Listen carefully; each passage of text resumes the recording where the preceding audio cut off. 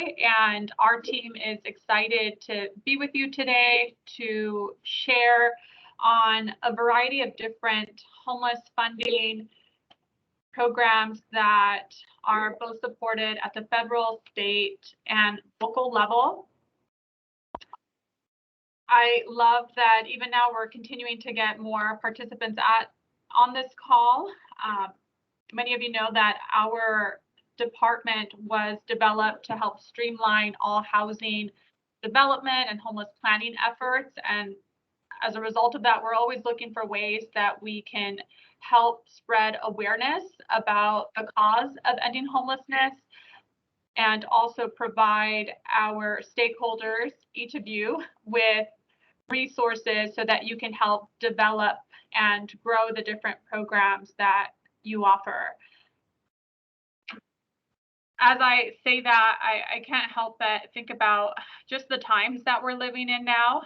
It's been, I think we're quickly approaching our second year since we first learned about COVID, and we heard about somebody in our community, whether family, friend, community member, that had been affected by the virus. Now it's also common. It's hard not to know somebody who doesn't.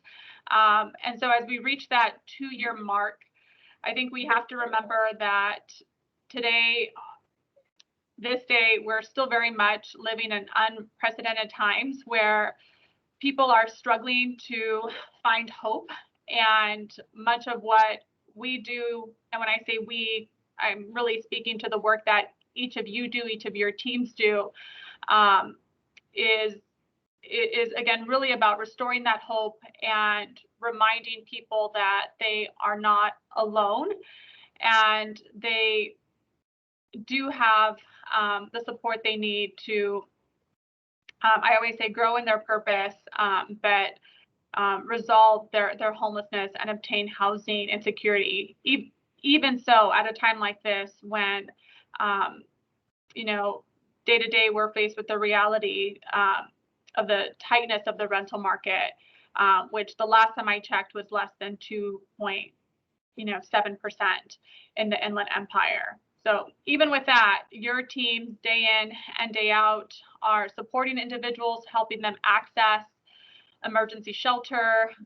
They are being connected to permanent housing, whether that's through a private landlord or permanent supportive housing, which are units that are being developed today through some resources that you'll hear from that are being supported through the state's Home Key and No Place Like Home program.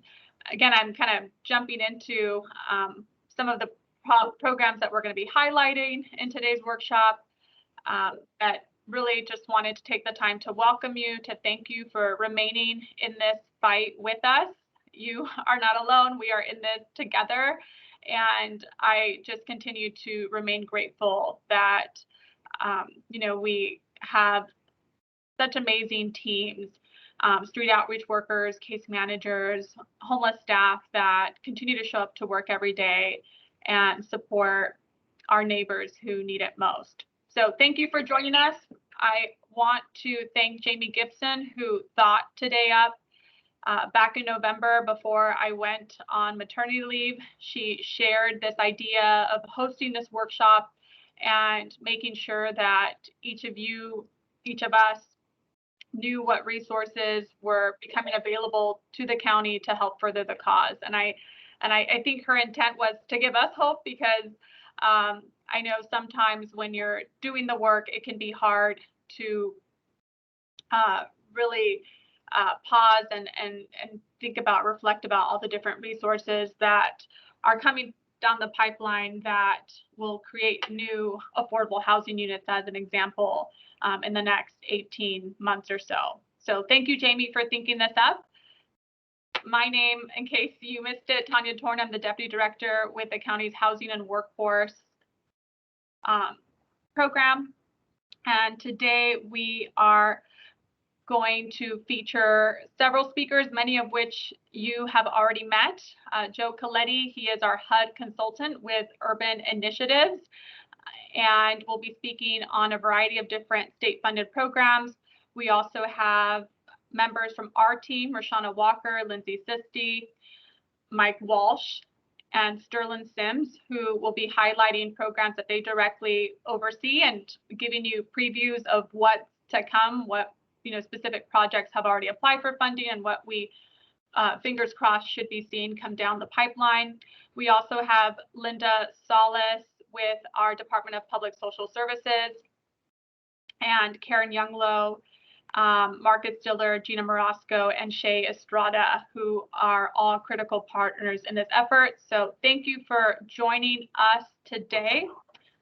We have 2 hours and a half reserved for this workshop. Each speaker, I just want to remind you, has about 5 minutes to talk about their specific program.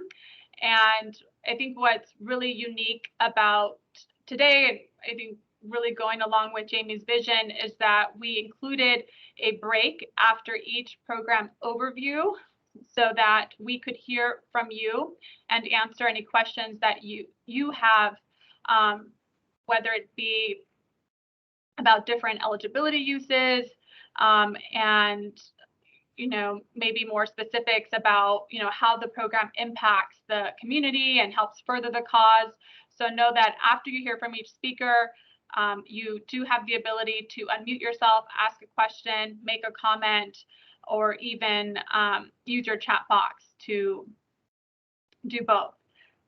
So we definitely want to encourage a live discussion. If we weren't in the times that we were now, we'd be meeting with you in person, and we'd be using the time before and after the meeting to connect with you in a more warm way. But we love being able to connect with you virtually because look, we're already at 80 plus attendees, which really saves us the cost of reserving a space. So thank you guys for joining us. We welcome you.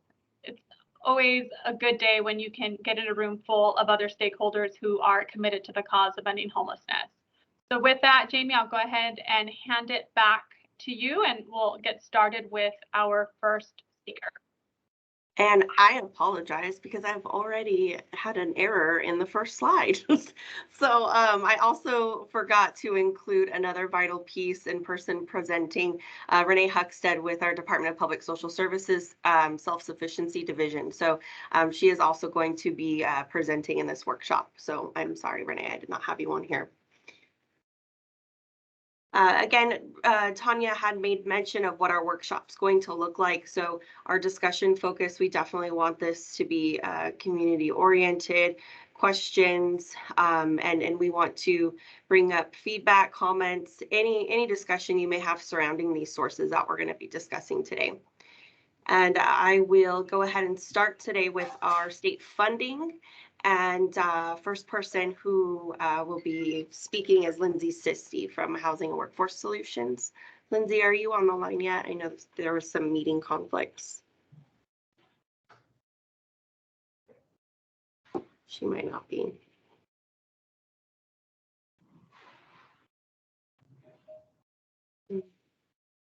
She may not.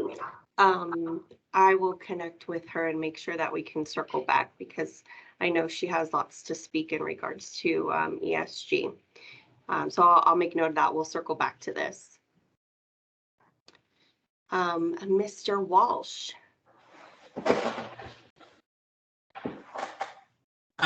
Good morning or good afternoon, all. Where's the day gone? My name is Mike Walsh. I'm Deputy Director with Riverside County Housing Workforce Solutions over our housing and community development aspects, which essentially means we help build the affordable housing throughout the county. I've been asked to speak on 2 funding programs. I would just add that some of the other ones that Joe is going to go into as well can be complementary to these sources or other affordable housing programs that dollars that we have available. But many of you have heard on the news related to Home Key 2, which is where it's eligible applicants are cities, counties, housing authorities, and oftentimes are in partnership with other affordable housing groups. There was a deadline of January 31st. That was basically get projects in under the regional allocation. And I saw Jay Verada on the phone. The city of Palm Springs, in conjunction with the county, applied for an 80-unit transitional housing program project in the city of Palm Springs that will ultimately include a navigation center and services provided by Martha's Village and Kitchen, as well as the county applied for a 53-unit conversion of a hotel in the city of Corona, which will be used as permanent supportive housing there if successful. Both those projects have a funding requirement to be completed online within 8 months to move those projects forward. We're still the people can still apply. It's just now groups are competing in the geographic region. They don't have the geographic in the statewide pool. So so we're looking at projects in Indio, and people have other projects throughout the region. I say that like was talking with someone earlier today about potential other projects. If you're interested in the county being a co-sponsor of the application, please let us know sooner rather than later on how that on what would need to be done. Like if the project isn't an incorporated city, we would want to see that the local jurisdiction is supportive of the project, even though that the project has certain by right provisions under the statute. What we've done in Palm Springs, as well as Corona and other places, the county is not looking to be a co-applicant and to supersede any of the local decisions that are decision-making bodies that are there. So we're trying to work in conjunction with those projects. And Jamie, I'm not sure if we want to take the two projects and No Place Like Home together, and then we'll do questions. I guess like for folks that are aware, like Home Key is essentially really broad in terms of eligible uses. Like you to acquire funding, you use capital. It can be used for capitalized operating reserves, a number of different aspects. And HCD, the state housing agency, is offering a lot of technical assistance and on how you could work together. The other one is No Place Like Home. This funding closed in January. The county submitted, in conjunction with our friends at Behavioral Health, 5 applications. 2 were in the city of Wildomar, 1 in the city of Riverside, 1 in Indio, 1 in Coachella. We have right now 8 awards already under this program that have been funded out of previous allocation. Those projects are under construction right now. And I would just say, like more broadly, we as a county, we have over 1,400 units that are under affordable housing units that are under construction throughout the county. More than 400 of those are specifically permanent supportive housing units. And those are from Temecula all the way through to Coachella and everywhere in between. And we're trying to find ways to expand. And we should be closing on another 300 units by April. And then we have other projects that will be moving forward. So some of these projects, their waiting lists are open. So if folks have information on that, need referrals, please let us know. We can make connections there. But I'm not sure if folks have any like specific questions on these. I would say more broadly, as a county, we're trying to expand the supply of affordable housing. We have other dollars, permanent local housing allocation, home, some legacy RDA, NSP funds, et cetera. And we're happy to find ways to talk to folks about their projects and leverage low-income housing tax credits, additional HCD funds, and everything else on how they expand affordable housing. So if folks have specific questions, I'm here to answer them. I'll leave the 8-second window up to see if anybody has anything to speak about on these two. And if there are no comments, feel free to use your emojis, give a thumbs up if you really liked hearing about a specific project, although now I want to encourage everybody to give a thumbs up so we don't hurt Mike's feelings.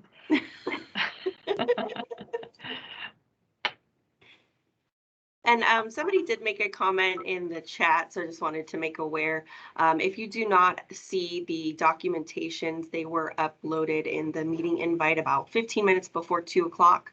But we will also send these out through the COC email in case you don't receive them. Michelle Davis, you have your hand up. Yeah, I didn't want to leave Mike alone. So I just want to thank Mike, his team, as well as Behavioral Health on the No Place Like Home process. your team is easy to work with. We're always getting developers when they call us. We try and refer them over to you as well to help collaborate. And we love hearing about the other communities that are building. So I hope in the future we'll be able to see a lovely map of Riverside County where all these little bubbles are popping up because we desperately need affordable housing for the homeless that we serve in our community. Thanks, Michelle. So there was a question on application for the No Place Like Home. The application deadline has already passed under that program. If you're looking to get referrals through those into those units, I think Marcus Can is on. They would be going through the CES and through that process as well.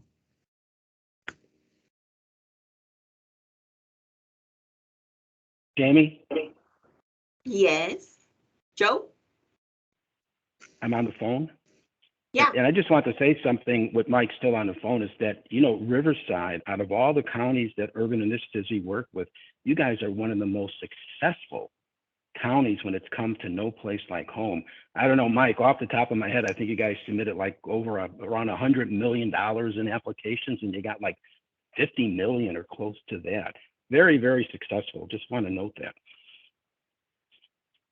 Yeah, we're a competitive county, so we like to beat out on our friends in Orange and Alameda and everywhere else. So like we're trying to be close to that to try and how to find the mate that make it work. But and I have to say like working with the city of Riverside, and I would just talk about the forward planning, like the work that Riverside did in terms of designating sites early on in the process that they would want to move forward with.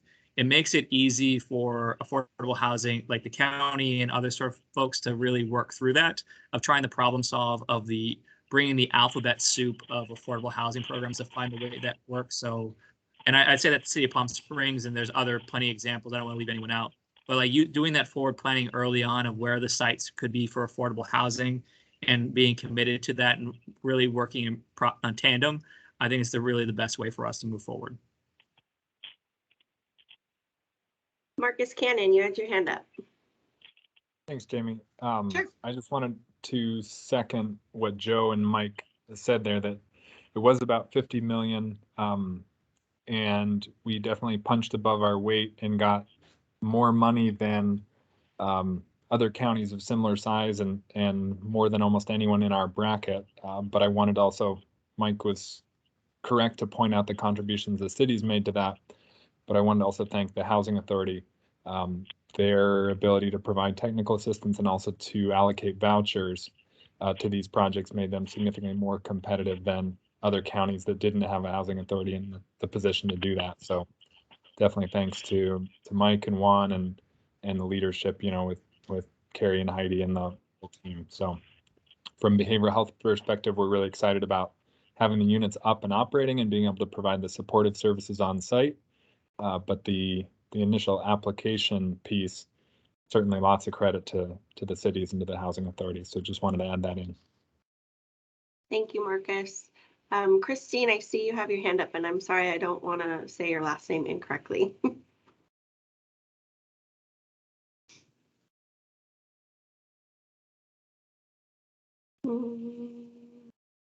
I was going to try to unmute you, but I'm not able to. Christine, are you there? Or if maybe you can't speak, if you want to put your question in the chat box.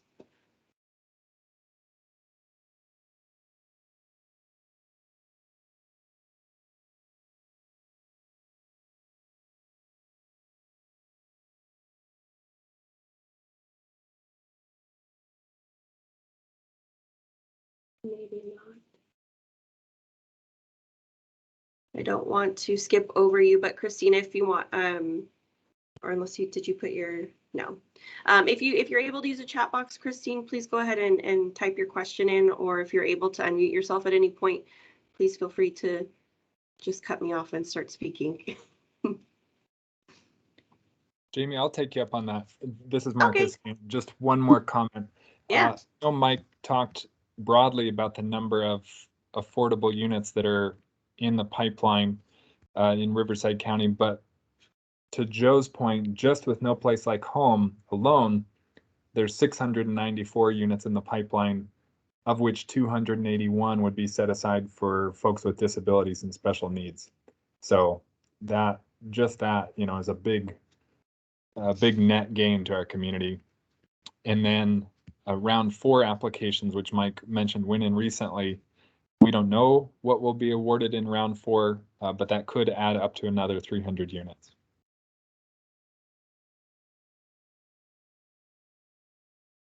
Thank you, Marcus. With that, I'm actually going to go back, and if you all take a second, we will hear from Lindsay Sissy. She's with the Housing Workforce Solutions Division, and she's going to be talking about our Emergency Solutions Grant Continuum of Care allocation. Lindsay. Hey, Jamie. On my end, I'm not seeing, oh, there's a slide. There's a little delay on my end, but hi, everyone. Lindsay Sisti. I am the program specialist with the Continuum of Care, specifically overseeing our Emergency Solutions Grant. So I just wanted to provide a quick update on the status of upcoming funding that is under Emergency Solutions Grant. So the 2021 ESG allocation is going to be coming out for bid probably in the next 60 to 90 days. It's $339,000, of which 40% is required to be dedicated towards rapid rehousing. The other eligible uses for this funding are street outreach, emergency shelter, and homeless prevention. So again, the RFP is slated to be released in the next month or 2 for that funding. Eligible applicants for ESG are nonprofit organizations within our Continuum of Care service area, County of Riverside agencies and departments, and government agencies such as cities and special districts that directly operate homeless assistance programs or activities. For our 2022 allocation, we do not know the amount, but we anticipate it's going to be around the same amount as our 2021, so $330,000. We have submitted our solicitation for interest to the state, and we should know by late summer, early fall, what our funding will be for that. And most likely we'll get an RFP out either at the end of 2022 or the beginning of 2023. So there's a quick overview. Any questions regarding the ESG, not CV, this is not CV funding, just our regular ESG funding.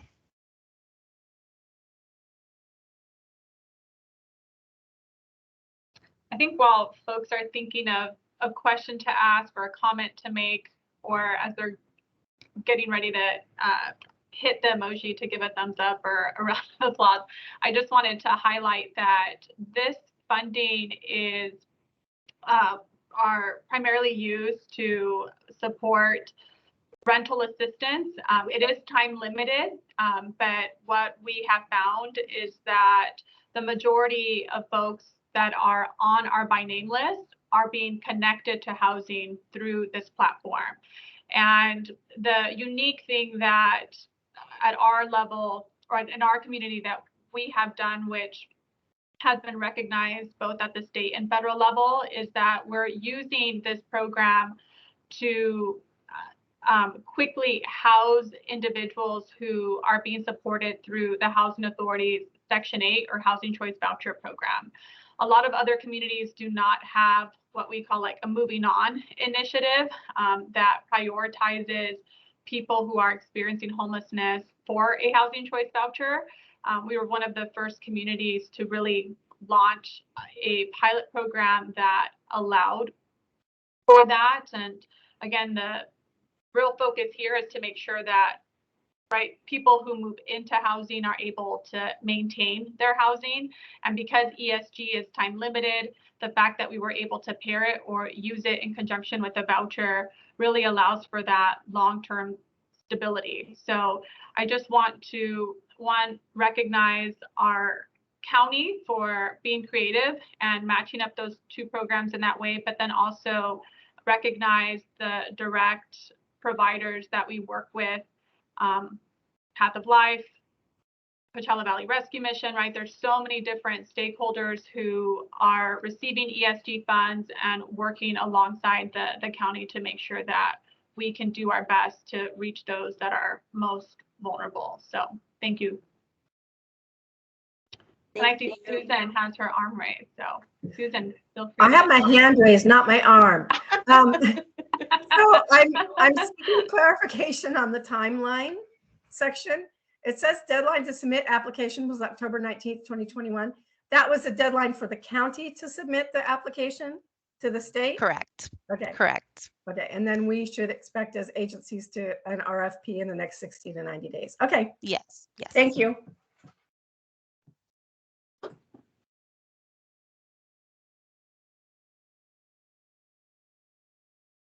Any other questions or comments regarding the ESG program?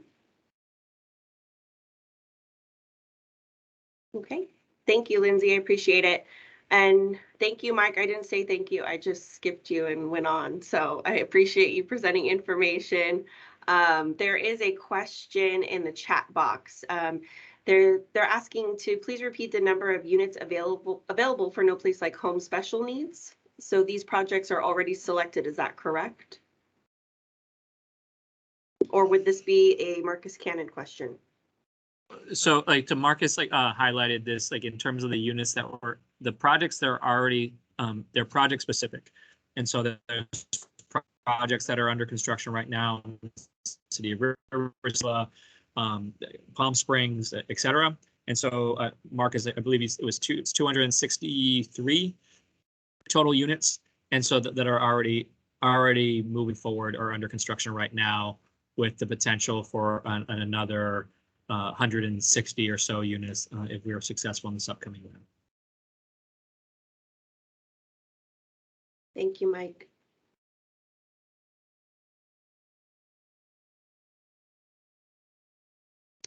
With that, I'm going to move over and introduce Joe Coletti, our HUD consultant. He's going to be speaking currently right now about HHC, or what we call Housing for a Healthy California program. So Joe, if you could take it away, please.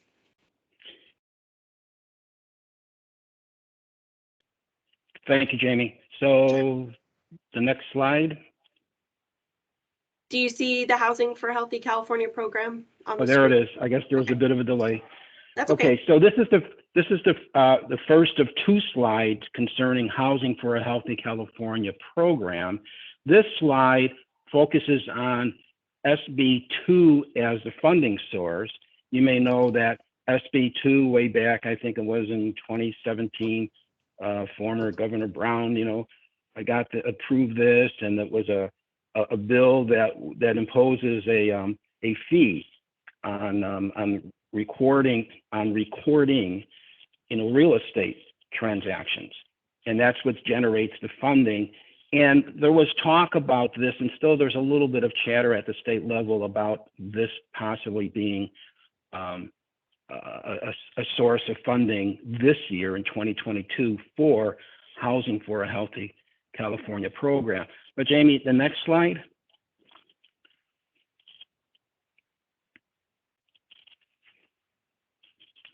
Okay, it's still a delay on my end. Oh, I'm sorry. But the next slide, I do know, National Housing Trust Fund. Yeah, focuses on the National Housing Trust Fund as the funding source for Housing for a Healthy California. And that's definitely going, oh, there we go. Okay, that's definitely going to happen at the tune of $160 million. Now, counties are the only ones that could be applicants, by the way. And you can see here on the slide is that the whole timeline is going to happen.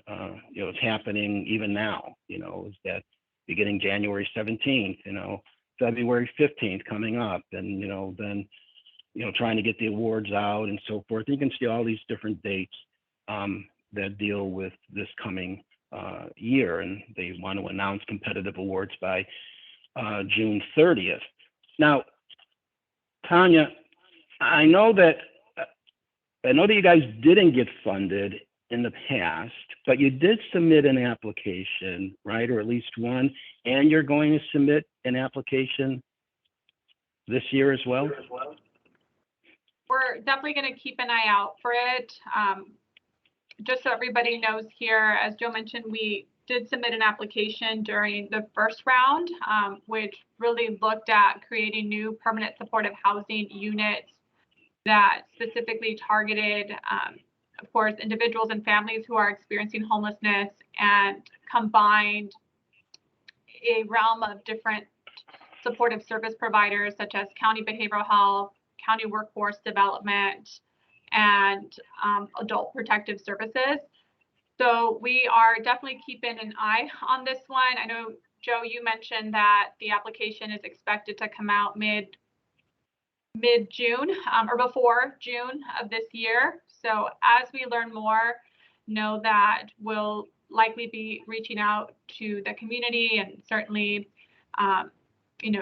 coordinating a brainstorming session to help build out a strong application this year.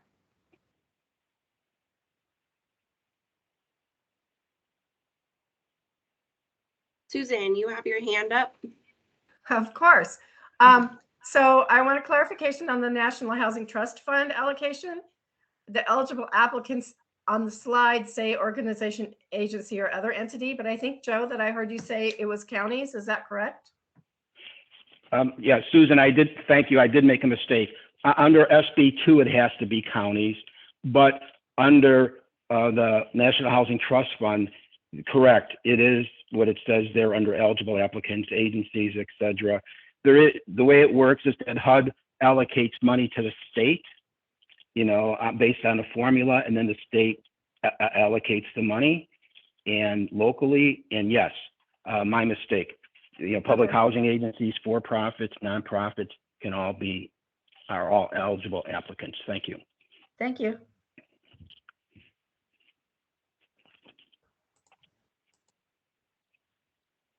Thank you, Susan. Does anybody else have any comments or questions regarding these two programs?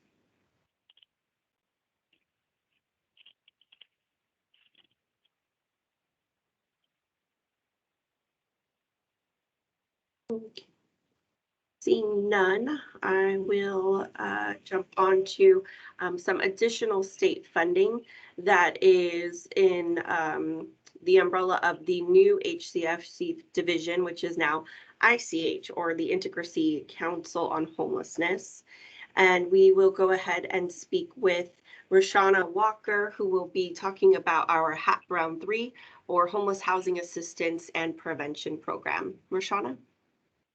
Thank you, Jamie. Good afternoon, everyone. As Jamie mentioned, my name is Roshana Walker with the Housing and Workforce Solutions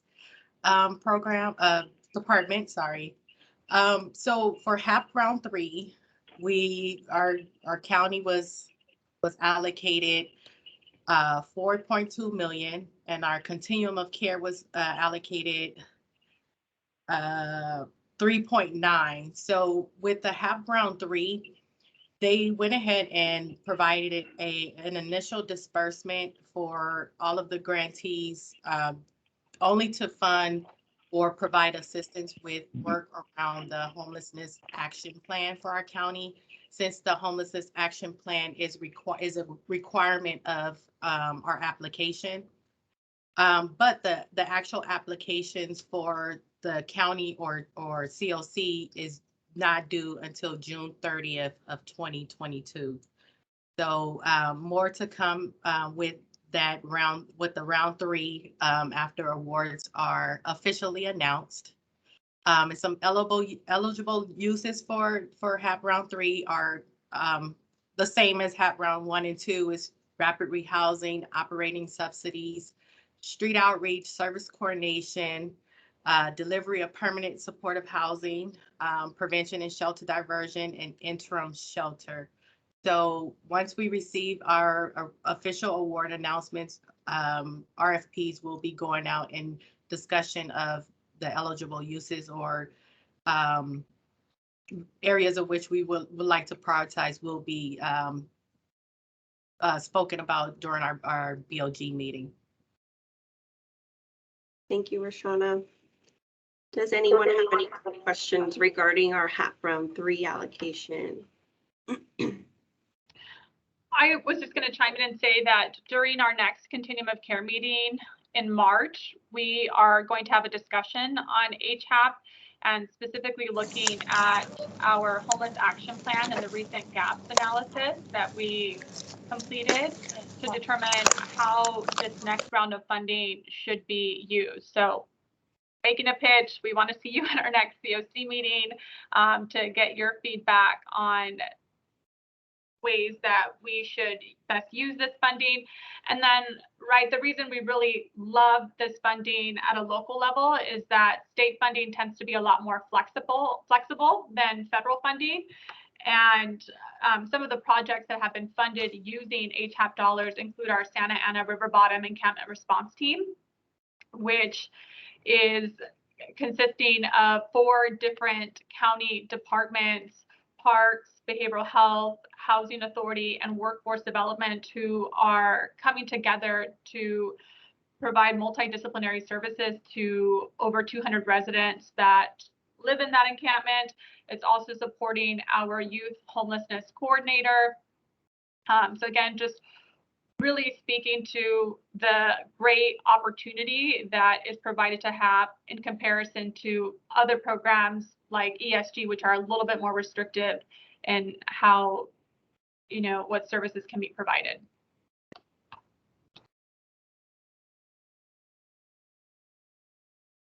Thank you. Any other comments in regards to our HAP funding for round 3 specific?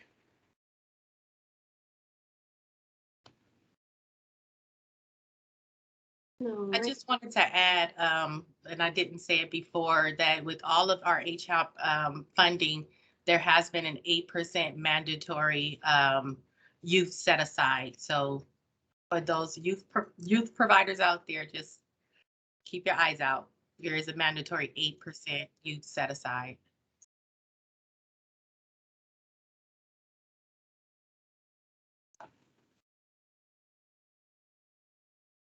All right. I will go ahead and go on to our next portion, which will be our HAP round 4, presented by Joe.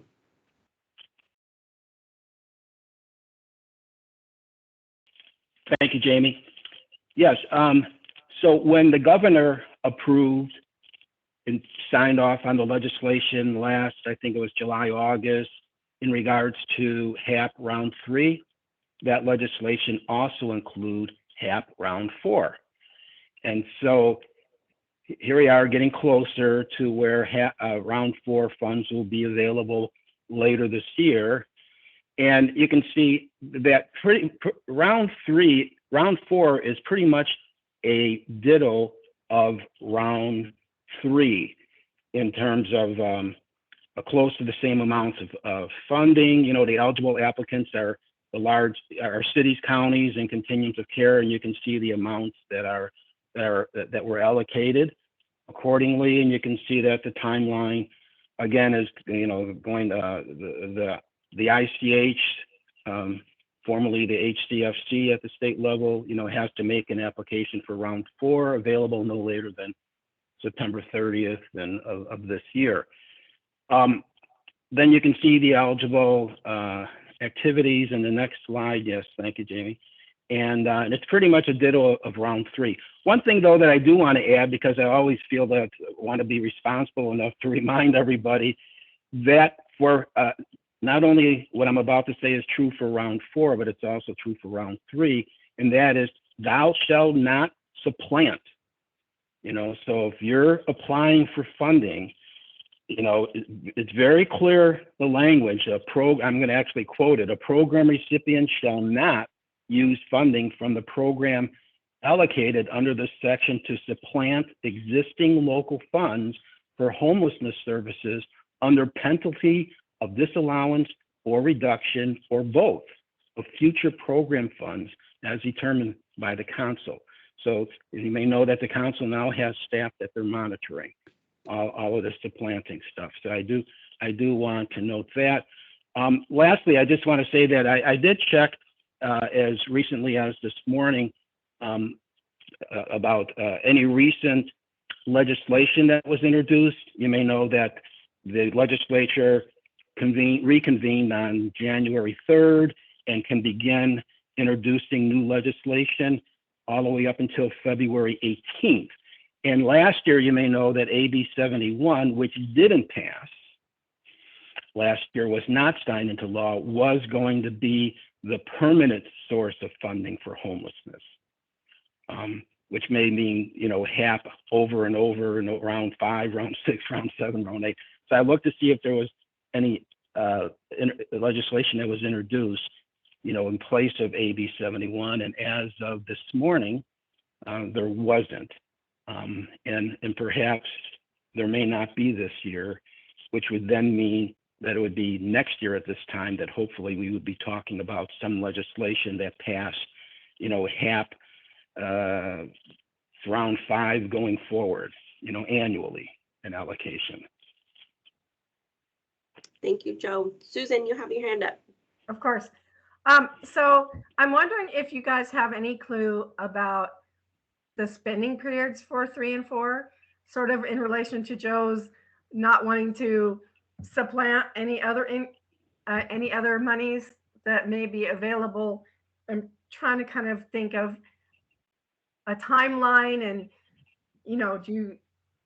are round 3 and 4 going to overlap, or will they just? And I don't know if that's a state thing or if the COC as HP, whatever your new name is, can actually help in coordinating that so it doesn't overlap so much. I just got used to HHPWS, okay? And you'll get used to HWS because it's Yes, much I will. simpler, Susan, I know. Housing and Workforce Solutions. So interesting question, Susan. The answer is, that what we have seen with rounds 1, 2, and 3 is that the dates do overlap.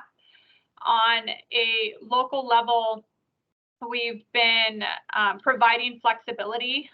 Usually there's like a 3-year period with HAP, and we've been providing the flexibility so that agencies can spend the funds during that wide time frame because of COVID. And we recognize that both at the state, federal, and even local level, there's so many different funding sources that are being provided to support different programs. And so we just want to give as much flexibility to the agencies who are on the ground providing services to kind of tap into whatever resource they can. In regards to round 4, Joe, I'm going to have to let you chime in on, the projected timeline for that one.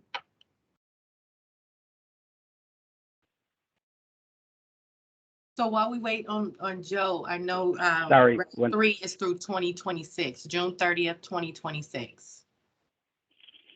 Yeah, and I would imagine that it's, right after next year after. I really don't know off the top of my head. There's a little bit of delay when I have to unmute myself, by the way, Tanya. That's why. No, that's okay, Joe. But yeah, you are correct. The HAP round 4 goes through 2027. So 3 and 4 definitely will overlap a couple of years.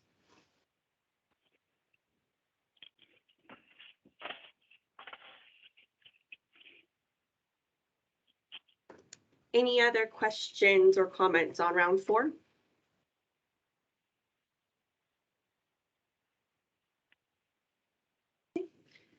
Seeing none. Thank you, Joe, for that. If you could continue on with us for the encampment resolution funding round 2. Yes. The ERFP, or the Encampment Resolution Program, round 2 is here. And as you can see that, again, it's cities, counties, and continuums of care. The funding for round 2 is $500 million. You may remember that round 1 was $50 million. Now it's $500 million this time around for round 2. And what's going to happen with this is that, matter of fact, just the other day, a trailer bill came out in regards to the Encampment Resolution Funding Program. And those trailer bills, you got to know where to look and all that stuff, because that gives you information that BCSH and HCD, they don't even communicate yet to everybody. So it's kind of when you tap into those trailer bills, you can get some advanced information, which is everything that you see in front of you here. And that is that the 500 million is known because that was in the governor's budget. But all this other stuff about making an application for round 2 on the program no later than September 1st of this year, and that you're going to accept applications and awards on a rolling basis until June 30th of 2023. And what's different this time around is that there's going to be a split in the funding. 400 million is going to go towards the first funding awards, and 100 million is going to be held back. And the purpose for that is so that when that 400 million is spent down, and there's some folks that still have people that are in temporary locations and you want to get them into permanent locations, there's going to be $100 million set aside that you can tap in to do that. Okay, and so that's very important. One of the things that don't have on here, but the trailer bill did say, is that round 1 again was $50 million, and I know that you guys, the county did submit an application which was due by December 31st. So the 50 million isn't going to, generate a lot of awards, but what the trailer language bill is saying that, whoever submits a competitive application in round 1 that isn't funded because the $50 million, wasn't enough, that you'll be first in line for round 2 and the 500 million. So you're going to get funded if the announcements will come out for round 1, and if you're not on that, you'll get funded in round 2, no doubt about it. We're going to hold you to that, Joe. We believe yes, we go submitted ahead. a competitive Go ahead. application for round 1. Just so everyone is aware, the county did submit an application. We worked through it. It felt like even during Christmas, right? It was Christmas hour, which was a lot of fun. But we applied for a total of $10.9 million. Those of you that know me know I like to round up $11 million. But I think we put a really good competitive package together. We worked with our partnering cities. So Harupa Valley, shout out to you, Riverside, Corona, and Norco, who worked with us to package housing assistance dollars, landlord incentives dollars. There was funding there to support employment connection efforts, as well as medical and behavioral health services, as in addition to cleanup services to actually, help with the maintenance of that whole area. So fingers crossed, we should be hearing soon. And based on what Joe said, it should be a positive response. So thank you, Joe. Hopefully by the end of this month, if you don't, I think it's round 1, it's due by the end of this month. So again, if you're not part of the initial 50 million, you will be in the 500 million. You can hold that to me. I am sure that will be the case. One last thing though, I do want to always caution about supplanting. This is another pot of money that says thou shalt not supplant.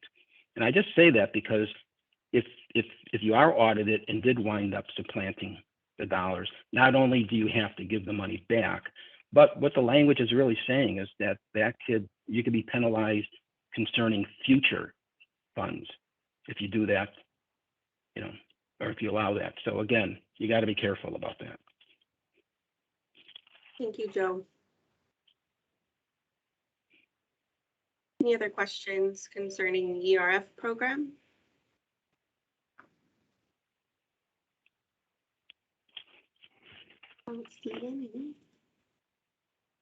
So Joe, you could continue on with our Family Homelessness Challenge Grant and Technical Assistance Program. Yes, so there's 2 slides too concerning this.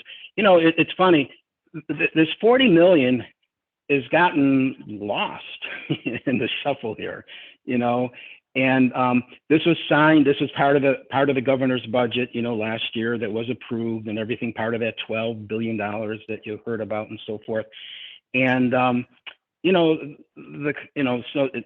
it's, as it says here under the timeline, is that the council shall make available an application no later than March 1st. Hey, here it is, February 9th. And so, but it's been pretty quiet about everything. And my, not that you really need to know this, but my little take on it all is just that the encampment grant plus some of the legislation that's been introduced recently since January 3rd is all focusing on mental health and encampments and the real visible type homelessness. So in my estimation, it just seems like, well, families, not that that they can't be visible, aren't as visible, but we should hear something. And I talked to somebody at the state level today, and again, they're saying, yeah, we're committed to doing that, but they're gonna have to put something out, even if it's not final, before March 1st. So just stay tuned.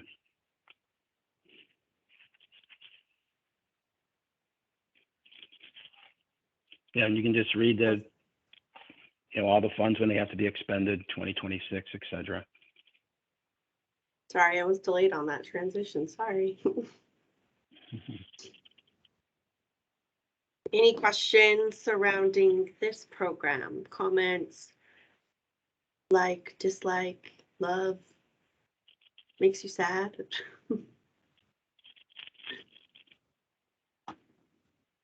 Okay. Thanks, Renee. Thanks, Clifton.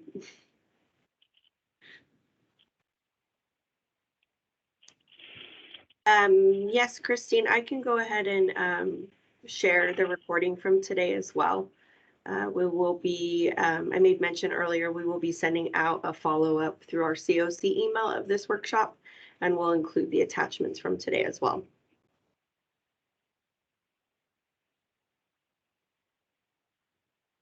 All right, with that, we will move on to some state funding with Department of Public Social Services. And I'll start with Renee Huckstead, who's from our DPS Self-Sufficiency Division, covering our HSP program. Renee, if you could take it away. Thanks, Jamie. Hi, everyone. Good afternoon. My name is Renee Huckstead, as Jamie mentioned. I am the program lead over here at DPSS for our housing support program. The housing support program has been around probably about 7 years. It doesn't feel that long to me. I think I've been here quite since it began, but you know how time passes sometimes with the county. So we serve CalWORKs families who are experiencing homelessness or at imminent risk of homelessness. Maybe they received an eviction notice. And those who are at risk of homelessness, each year we receive a competitive yearly allocation for the program. So every year we receive that since its conception. However, this year, as you can see from the slide, the state appropriated about $285 million to go towards the housing support program. And this is for fiscal years 21-22 through 23-24. So as part of one of the 58 counties in California who is administering the housing support program, I'm happy to say that we received a non-competitive allocation of a little over $10 million this year. We had until about January 20th to accept this funding. So just recently we worked on all our numbers, and we are happy to announce that we accepted that. And in addition, $2 million. So just a little over 2 million. Tanya, I wish I can round up, but I have to round down 2 million this time. So we're waiting on the extra 2 million from the state, but we definitely have that $10 million so we can begin working on keeping to support our CalWORKs families. The other cool thing about this funding, it is available and it rolls over the fiscal years through 23-24. In prior years, it was kind of you lose it or use it, or lose it or use it. You know what I mean, use it or lose it kind of funding. So this year we're able to kind of work with the money a little bit more, have a different perspective on everything, and budget differently. So we're super, super excited about that. We also have an amazing partnership with the Housing Authority, and they provide housing navigation services and some case management services. So we are in tune with them and work with them very closely, and we love our partnership. We also have a partnership with the Department of Behavioral Health, who also provides those wraparound services for those customers that might need a little bit more support, maybe mental health services. So those are our partnerships, what we use for this money. We also provide through our funding temporary shelter, motel, hotel vouchers. We provide obviously rental subsidies, first, last month's rent, full rent, storage unit payments, legal fees. Let me see what else. Application fees, landlord incentives. So any landlord that leases one of our HSP customers will receive $1,000 landlord incentive for helping them and for assisting them to get out of homelessness. And that's for every unit they lease. So it's not a one-time thing. We also do utility deposits, making homes habitable fees, which include refrigerators, stoves if they might need them when they move in, furniture, because a lot of these families have lost their belongings as they become homeless, or maybe they're just, they need to get those things out of storage. We do the storage fees. So a couple of things that we do provide for our CalWorks families out there. And then kind of new to this specific program, it used to be a separate program that we also administered, but we also provide that eviction prevention assistance for those families that have imminent risk and are about to lose their homes. We can provide services for them. So that is about it about our program. Did I have any questions or anything? Thanks, Renee. You're welcome.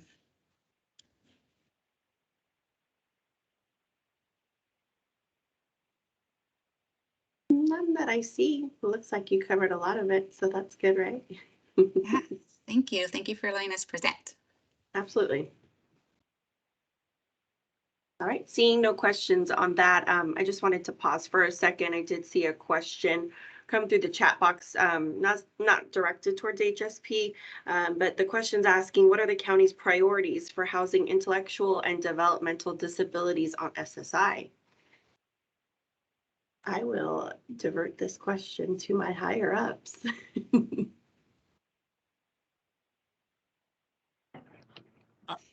I don't let Tanya jump. I don't want to step on Tanya, but I would say that one of the projects we have under construction right now in the city of Coachella, Pueblo Viejo Villas, has 10 units set aside for those with developmental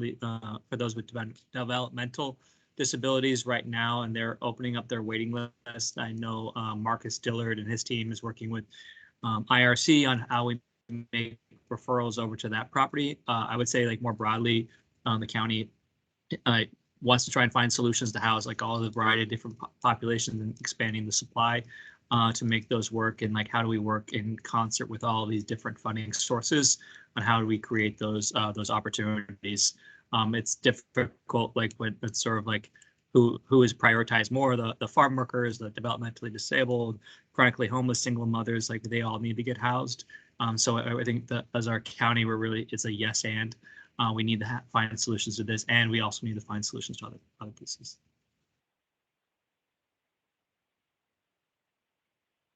Well said, Mike. I think the only thing I could add to that is that when the assessment tool that we use, a lot of you guys know it's the VI SPDAT, basically looks at identifying the different barriers that a person has, and that's definitely one of the things that is measured and that could be used to basically help identify that one person may be more at risk or vulnerable than others. So definitely we prioritize we want to assist every single person that is in front of us, but know that in general, persons that have more barriers than others are being tracked using the assessment tool that I just mentioned, and then connected to the appropriate housing intervention. Good question. Marcus Cannon. Thank you, Jamie. I was going to ask if I could add one more thing. I know today's presentation is really focused on funding sources that are available for housing, but DSS also has a program for community care expansion that has a NOFA that's out now, and I'll put that link in the chat. So this would be more commonly used to acquire, expand, rehabilitate facility types of housing, such as adult residential facilities, assisted living, skilled nursing, things like that. So I know that not all persons with developmental disabilities need that level of housing, but for those who do, there is a competitive grant application program available right now. Thank you, Marcus. I also just wanted to make note in conjunction with what you made comment to. The second attachment is sort of a resource document for you all to use and continue to use. And the community care expansion is listed on that document, just so you have some, not all, but some program information on that.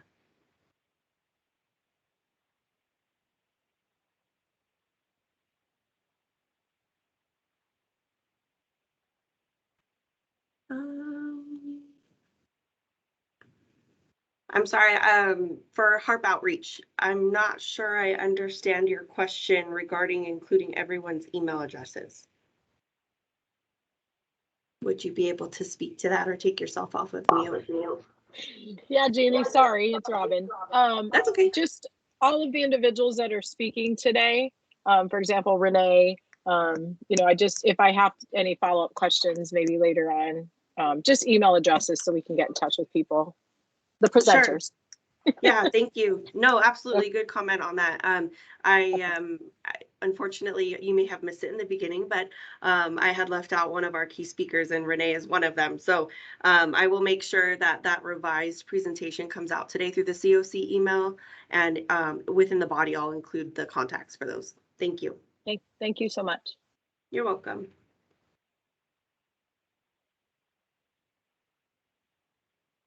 All right. So on to our next program is Home Safe, and Linda Salas with the Department of Public Social Services will be speaking on this. Linda.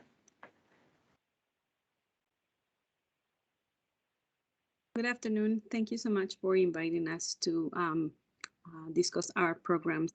Home Safe is an allocation directly to assist clients that are involved in our adult protective services cases. They receive housing support, room and board, hotel, motel, assistance, security deposit, first month's rent. I mean, we have provided many, many things. It's really to make sure that the client is safe. Most of the clients, or the majority of the clients, are homeless, but we also assist clients that are at risk of homelessness. Our allocation, the fiscal year allocation, 21-22, is a little bit more than 3.8 million, and that is basically for 2 years. Thank you. I know you also have some information on our HDAP, Housing Disability Advocacy Program. Yes, thank you. This is also an allocation that comes to the Department of Public Social Services, and this program provides housing support to clients that are homeless or at risk of homelessness. They just recently changed the eligibility criteria. Used to be at first chronic homelessness, or that would be the priority, and then homeless, and now we're also assisting clients that are at risk of homelessness.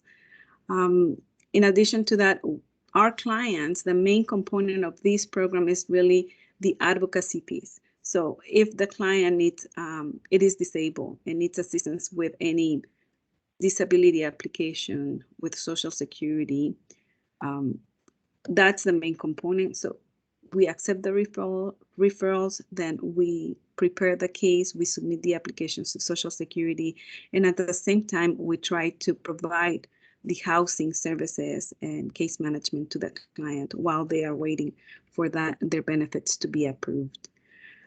This program was a pilot program for DPSS about 5-6 years ago, and it has become a yearly allocation, right? This year, DPSS will be releasing a request for proposals And we are hoping to have agencies implement this program within all the supervisorial districts within Riverside County. Our goal is to release the RFP probably within the next few weeks. We will have also a mandatory bidders conference. So I am going to add the 2 email addresses on the chat so you can email us if you are interested or if you would like additional information about the RFP that is coming up. Thank you, Linda. Does anyone have questions for Linda regarding HDAP or Home Safe? Not a question, just to highlight that this year, our Continuum of Care executed an MOU with the Department of Public Social Services that allows us to use their HDAP team so that any of our homeless service teams, if they identify a client who is interested in applying for Social Security benefits, could basically be referred to that team who, again, is very familiar with the application process, has contacts at the Social Security Administration office, and can, help prioritize those applications. If any of you, I know I have definitely gone through the process of helping clients apply for SSI. You know that it can be a very long and difficult process, especially when you're working with someone who is unsheltered and you have to work with them to get records of any medical history. So for our street outreach teams who are working with a lot of clients at any given time, it's really helpful to be able to tap into a specialized team who can take the client from there and help them navigate that path. So thankful to DPSS for that partnership, and we'll be excited to check in with our nonprofits in the next 12 months to see how that partnership is going. Thank you, Tanya.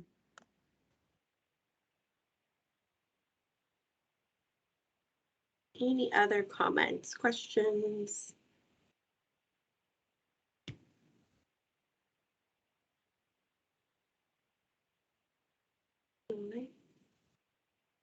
Seeing none, I do see recently we had somebody hop on, and I'd like to introduce you all to Marcus Dillard, who is with the Housing Authority, discussing our Project Room Key, or what some of you may hear as PRK.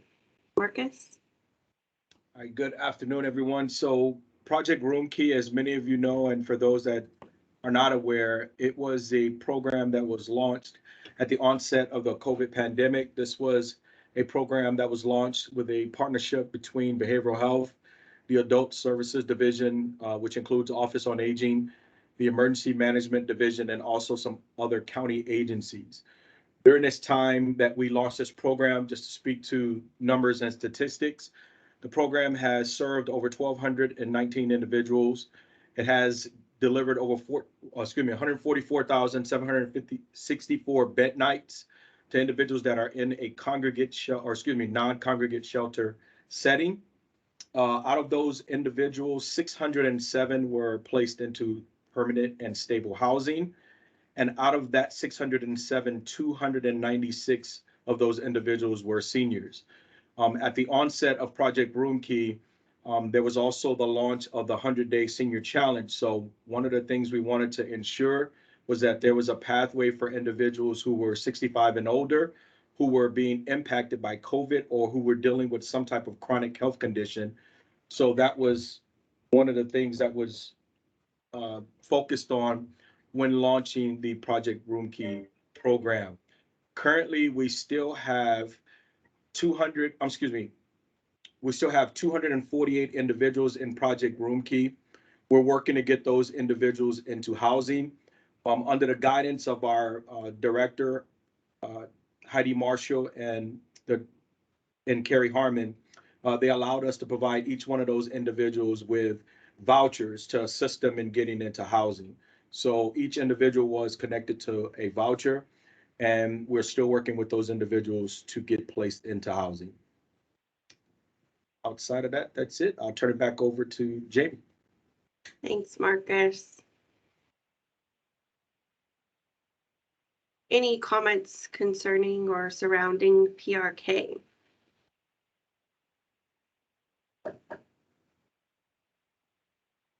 I know this is a lot of information to take in, so if questions come up after the fact, you're more than welcome to contact us as well. All right, and with that, I am going to switch gears a little bit and have some additional speakers about programs aside from state funding. And Roshana Walker, we've already had the presence or had her presence here to speak. So if you could please speak to us regarding EFSP. Thank you again, Jamie. So EFSP is one of our unique programs that where the county, we're overseeing the administration of it, but the funding comes directly from the national board. So it's a federally funded program that is that it's administered by the Department of Homeland Security's Federal Emergency Management Agency. So FEMA funds are with EFSP funds are considered a supplemental resource, and it's designed to enhance the capacity of food and shelter providers throughout Riverside County. Next slide, Jamie. So to give you an idea as to why I said that this funding is unique, is this is a flow chart of the chain of responsibility. So FEMA, the agency that administers it, they receive the funding directly from from Congress. They award the appropriation to the national board, and then they monitor the program's performance. So the national board consists of the agency listed on the slide, and the national board makes the policies, decisions, and set the program parameters. They also select the jurisdictions by formulas to receive the annual funding, and they disperse the fundings to the actual agencies. And then there's the local board, which HWS, Housing and Workforce Solutions, we're just the local board contact, but the local board consists of mandatory agencies that sit on the board. The local board is responsible for advertising the availability of these funds. The local board also oversee the competitive selection process, and they also approve those agencies to be funded. The local board also determines the amount and the categories for funding for each phase. And the local board can make some local policy decisions and set program parameters outside of, in addition to, let me say that, in addition to the program parameters that the national board set. So, and then there's the local recipient organization, which is also known as the LRO. They are the organizations that provide the direct services to individuals with emergency needs. So, like I said earlier, these funds are used to supplement existing food and shelter services, and then they will also comply with the EFSP reporting and documentation requirement. Is there another slide, Jamie?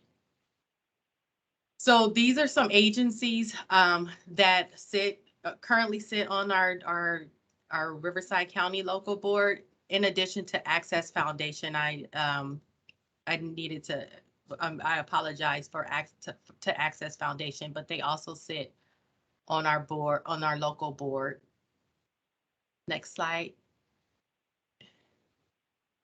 So eligible applicants, nonprofits or public agencies or governments can apply. You have to have an accounting system and be eligible to receive federal funds, practice non-discrimination, and also demonstrate the financial and staffing capacity to deliver these services. In addition to that, just to add to that, which you would have to show a 55% match when you are applying for these funds.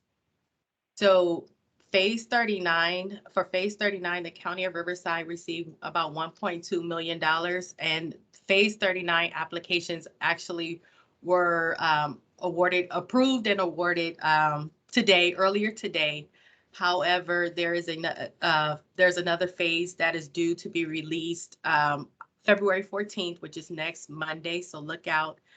The County of Riverside is releasing an RFA, which is a release for applications for them. The Riverside County's allocation was about 3.7 million. The spending periods for both Phase 39 and ARPA are going to run concurrently, and the start date is retroactive to November 1st. I apologize, it says October, but it's November 1st, 2021, up until the last date of April of 2023. Again, the funding priorities are shelter and food, and then we have a 65-35 split, 65% for shelter and 35% for food. Eligible uses is for mass shelter, other shelter, which is considered for hotel and motel vouchers, rent and mortgage assistance, served meals, that's for food pantries, food banks, food vouchers, the cost to serve those, the mass serve, the cost for the served meals, and then the administrative cost, which is for the local board contacts. Next slide. So as I mentioned earlier, the funding allocation 65%, and this was a local board. This was a local board decision for 65% housing and 35% food. And then we do have the program site listed on the slide. Any questions regarding, I know that was a lot, but EFSP is a unique program that we have within our county, and unique as in the continuum of care does not administer it. Just to add that in this case, so folks know, the EFSP National Board actually gives the money directly to the nonprofits, so it doesn't actually flow to the county. And I think from the EFSP National Board's perspective, we serve more as a local point of contact and really work with the local board to determine funding allocations and make sure we meet all reporting requirements. So truly thankful. Our nonprofits in this case are really the ones delivering. Thank you. Thank you, Roshana. Mm-hmm. Don't see any questions or comments in the chat, but again, like I said, if you do have other questions, I will be providing some contact emails for everyone who's presented today. So thank you, Robin, for that suggestion. If I just want to reiterate that, look forward to an RFA coming out by Monday, February 14th. Thank you. With that, I'll jump on over to our Emergency Solutions Grant, and Sterling Sims with Housing and Workforce Solutions will be presenting on this. Sterling. Thank you, Jamie. You're welcome. Can everyone hear me okay? Yes. Fantastic. All right. So we receive the Emergency Solutions Grant funding yearly. It's a yearly allocation, and the funding is based on the funding and appropriations process. And we receive our funding through HUD, or Housing Urban Development. So who's eligible? As stated on the slide, nonprofit organizations with a 501c3, our County of Riverside agencies and other departments, governmental agencies, including cities, special districts, and tribes. It's important to point out that individuals cannot apply for county CDBG funding. And applications for our funding normally opens August of each year. And we do have our applications online. We send out notices, our NOFA, to the continuum of care. We also advertise in newspapers, and also we have this information on our website. We close our applications in December, and our program runs from July 1st and closes on June 30th of each year. Funding is used to assist with filling the gaps and needs of the organizations that are applying.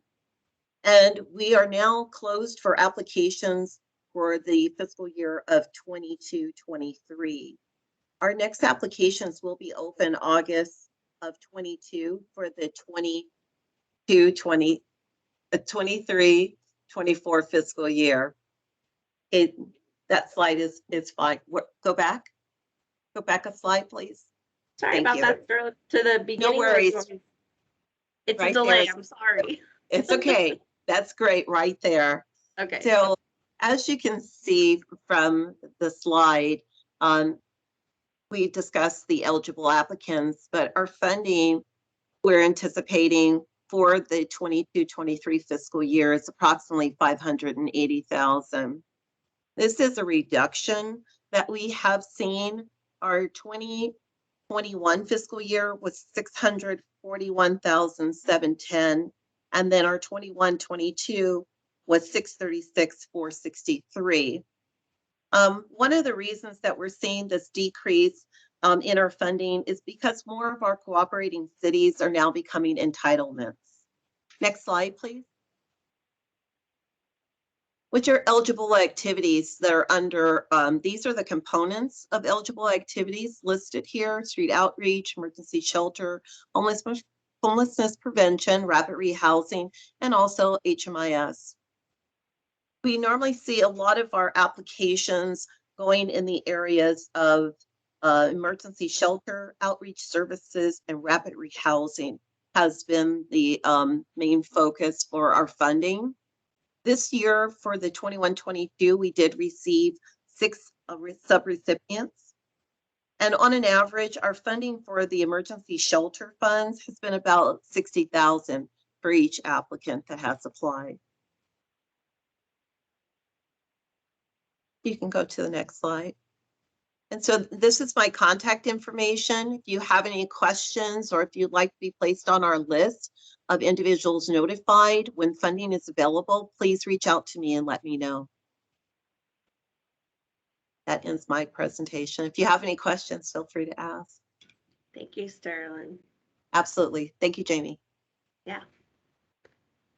So yes, feel free to take yourself off mute or put anything in the chat box that you may have questions for in regards to ESG.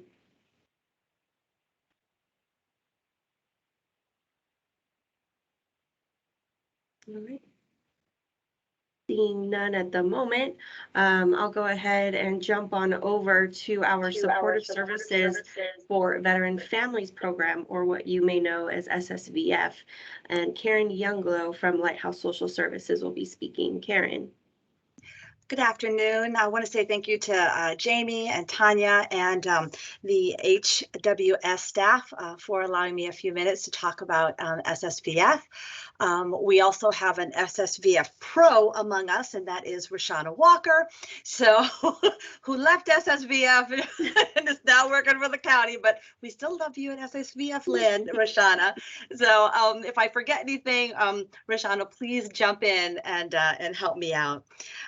So the Supportive Services for Veteran Families program is a national program that's working to end veteran homelessness. There are 3 SSVF grantees in the Inland Empire. Lighthouse Social Service Centers serves both Riverside and San Bernardino County. U.S. Vets also serves both Riverside and San Bernardino County, and Keys Incorporated serves San Bernardino County. There are also several grantees within the state of California. So, you know, in Orange County and San Diego, Los Angeles, there are lots and lots of SSVF grantees. Let's see, it is, you can, oh, can I go back? I'm sorry, Jamie. Sorry, Karen, I'm sorry. I just wanted to point out that the folks that can apply for SSVF funding are nonprofit organizations and consumer cooperatives. And really, as I said, we're working to end veteran homelessness. And so it's a program that provides rapid rehousing as well as permanent supportive housing for veteran families who are low income or no income and who are either transitioning into permanent housing or already residing in permanent housing and are at significant risk of losing that housing. The grantees provide several supportive services, and so now we can go on to the next slide. Thanks, Jamie.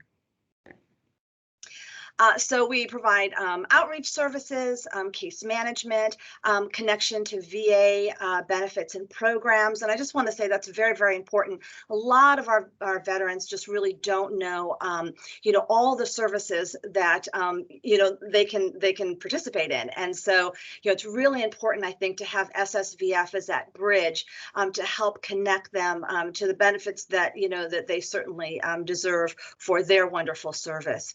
We also connect our veterans to mainstream and community resources, and we provide limited temporary financial assistance. And what that means is, we're able to provide security deposits, utility deposits, rental assistance, certainly.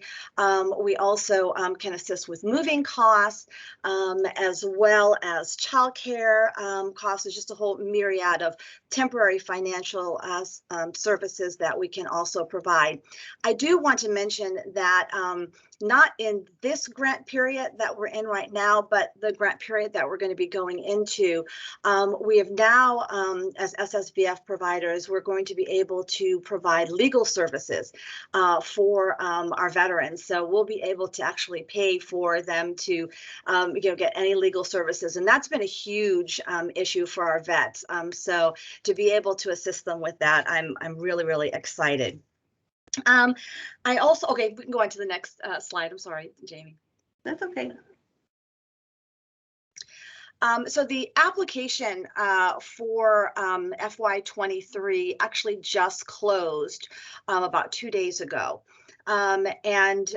If you apply, it's a yearly application. So they do accept new applications on a yearly basis. We go through that process every year. You would need to look at the NOFO when it comes out, because they are beginning to, cut down on some of the places that they are providing grants to.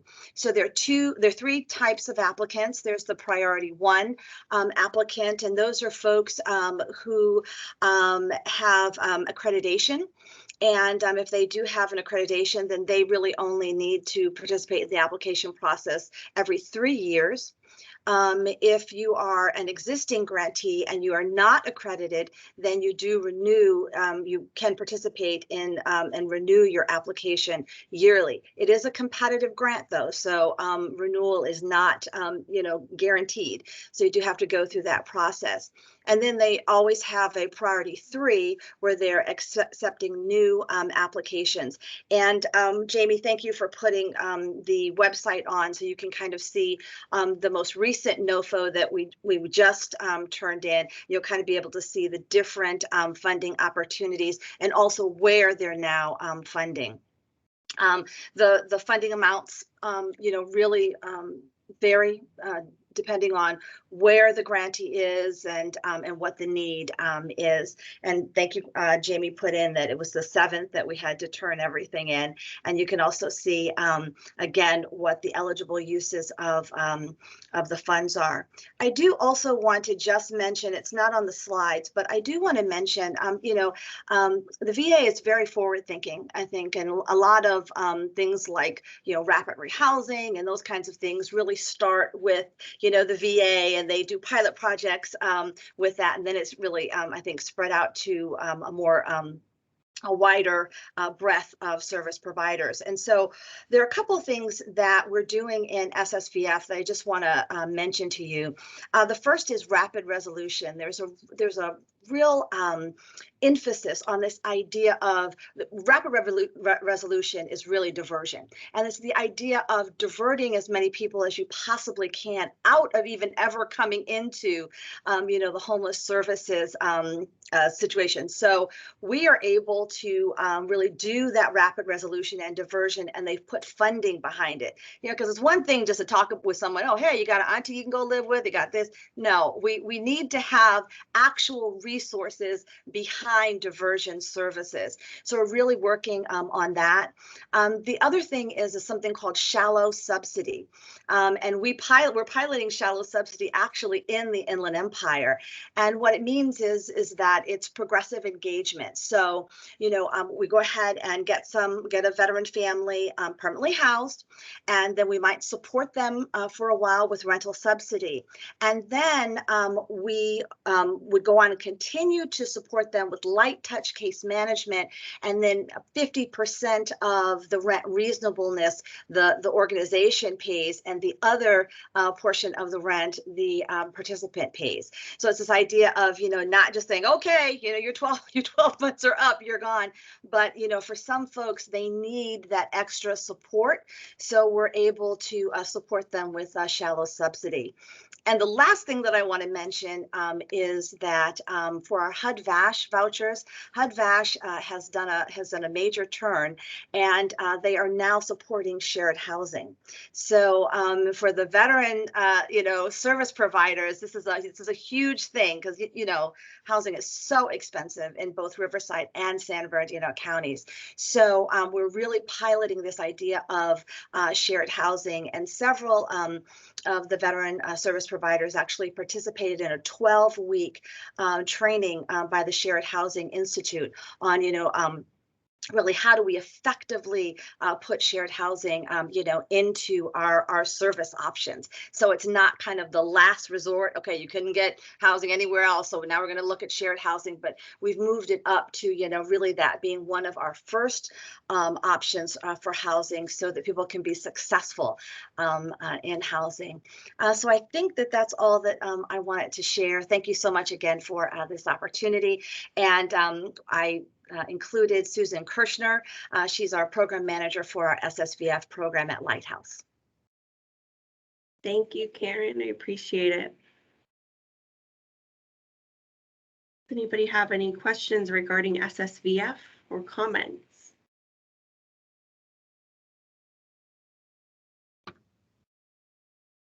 All right. Seeing none, thank you, Karen. I'm going to go ahead and move on to another veteran program that we touched base. Karen made mention of our HUD-VASH program, and Gina and Shay from the Housing Authority will be speaking to this. Ladies. Hello, thank you for having us. All Sure. right, so I am Gina, and then Shay, my partner in crime, she's going to be helping me deliver this quick presentation to you all. So if we can continue, Jamie. All right, so HUD-VASH is a program that we have here offered through the Housing Authority in collaboration with the VA. So it's a wonderful program that we have. It, of course, services our veterans. So how this program works is that the VA starts. So they start with determining eligibility. They provide the clinical resources and the clinical services, and then Housing Authority assists with everything housing. We can continue, please. Sorry. All right, so this speaks more to like, how do you get a client into HUD-VASH? So if you ever do come across a homeless veteran, it is important to note that we need to get them quickly connected to the VA, as the VA will help us determine their veteran eligibility. So what they're gonna do is they're gonna screen them based upon their homelessness criteria.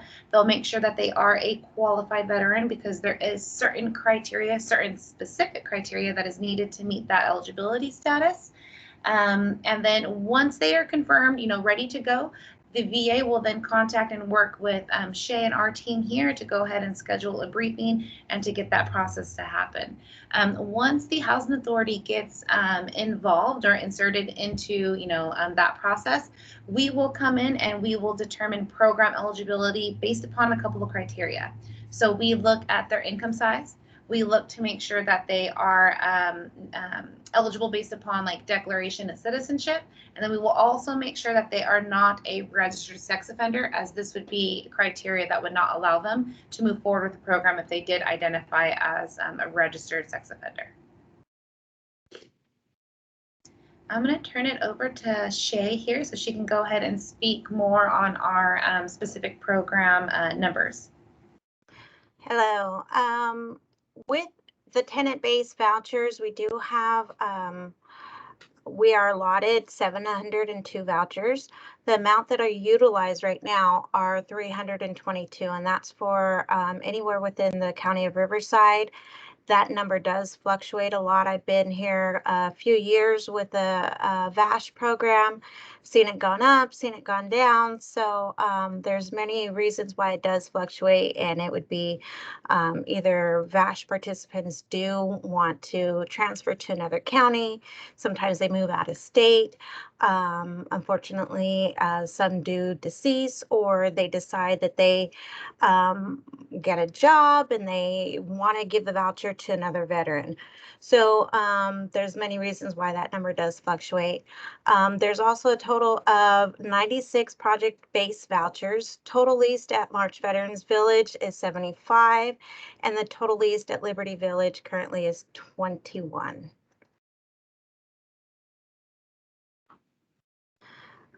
If you'd like to refer any veterans to the VASH program, the main point of contact, the first point of contact is the VA.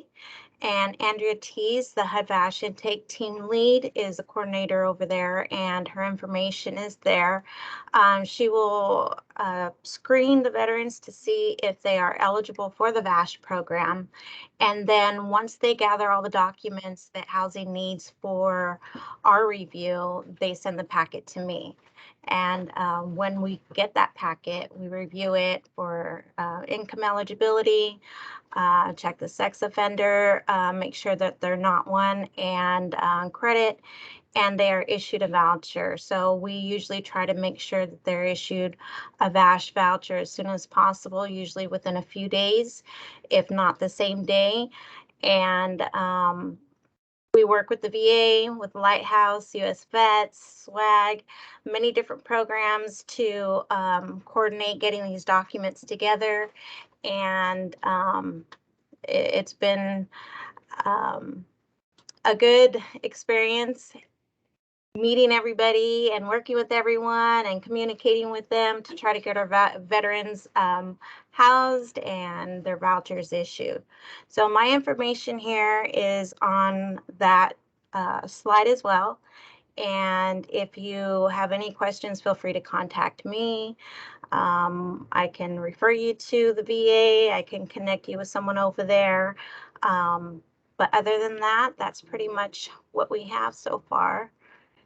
And if you have any questions, Thank you, Shay. Yes. Thank you, Gina.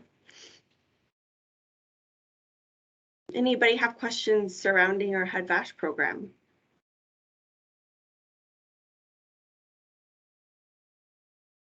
All right. So we will follow up with our new way of life, social media. We've been connected virtually the last few years. And in addition to that, wanted to give you some information on how you can contact us at the COC, follow pages that we have where we're posting new events continuously, one of which is currently coming up, our point in time count. So please keep this handy, like our pages, follow our pages. We can share any program information and flyers that have gone out through the communities. So we would like to have you guys all stay connected. I appreciate all of our different presenters. It's always nice to have a presentation and have various speakers instead of hearing my voice the entire time. So I appreciate everybody, and I appreciate everyone who recently within the last 24 hours was able to graciously accept presenting today. So thank you for that. We can see in the last couple of years, we actually did this about 3 years ago under the Department of Public Social Services. And that's where I got the idea to see if we can start doing something like this on maybe a yearly basis. And it really shows the collaboration that we've began building between departments, sharing information, everybody streamlining processes, and really look forward to seeing what 2022 has in store for us. So thank you for that. Ms. Sunday Sales, I see that you had a question on here about the recording available. Yes, again, I will make sure the recording and all attachments are sent through our COC email, so please be on the lookout for that. Tanya, if you'd like to have any other words, we just would like to thank everybody for joining us. As Jamie said, thank you guys so much. It's fun anytime we get together and talk about ways that we can use money that's coming to our community to address homelessness. Again, we can't do this work without you. I know I sound like a broken record, but it's the truth. So thank you again for spending the afternoon with us. We'll see you in a couple weeks at our annual point in time count. And we hope that in addition to the general count, you'll also consider supporting us at our youth point in time count. You can register by visiting morethanacount.org. And then I think the next time we'll see each other is at our COC meeting in March. Thanks again. Thank you to all of our speakers. We appreciate you. See you later. Bye-bye. Thank you, everyone.